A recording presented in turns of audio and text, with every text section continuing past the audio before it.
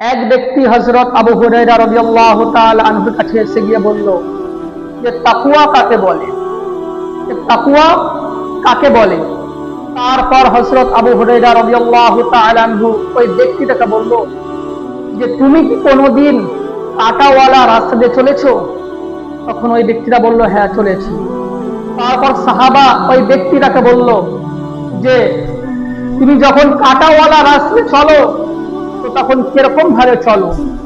তখন ওই ব্যক্তিটা বলল যখন আমি দেখি আমার সামনে কাঁটা আছে, আমার রাস্তার সামনে কাঁটা আছে, তখন আমি খুব সাবধানে পা রেখে চলি।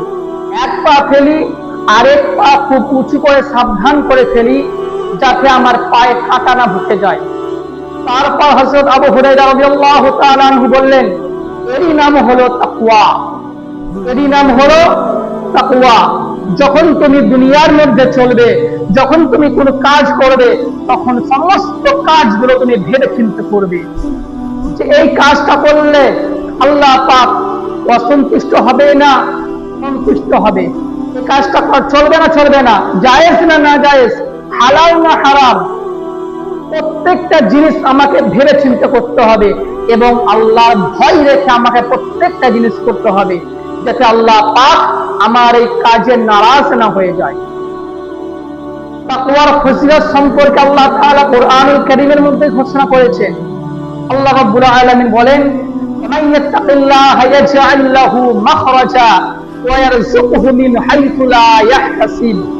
আল্লাহ রাব্বুল আলামিন বলেন যদি কোনো ব্যক্তি আল্লাহকে ভয় করে তাকওয়া অবলম্বন করবে, আল্লাহ রাব্বুল আলামিন তার জন্য কোনো না কোনো উপায় বের করে দিবেন। আল্লাহ পাক বলেন যদি কোনো ব্যক্তি আল্লাহকে ভয় করে তাকওয়া অবলম্বন করবে, আল্লাহ রাব্বুল আলামিন ওই ব্যক্তির জন্য কোনো না কোনো উপায় বের করে দিবেন এবং ওই ব্যক্তিকে এমন জায়গা থেকে রিজিক দেবেন, রুজির ব্যবস্থা করে দিবেন ওই ব্যক্তি কোনোদিনও ধারণা কল্পনা করতে পারবে না। এরই নাম হলো তাকওয়া। তাকওয়া যদি আমি করি আমার কোনোদিন রিজিকের অভাব হবে না, আমার কোনোদিন টাকা পয়সা ধন দৌলতের অভাব হবে না, শুধু একমাত্র আমাকে তাকওয়া অবলম্বন করতে হবে, আল্লাহর ভয় আমার অন্তরের মধ্যে রাখতে হবে। দুনিয়ার কোনো মানুষকে ভয় করা চলবে না, ভয় একমাত্র আপনার মধ্যে থাকবে কার? আল্লাহ রাব্বুল আলামিনের।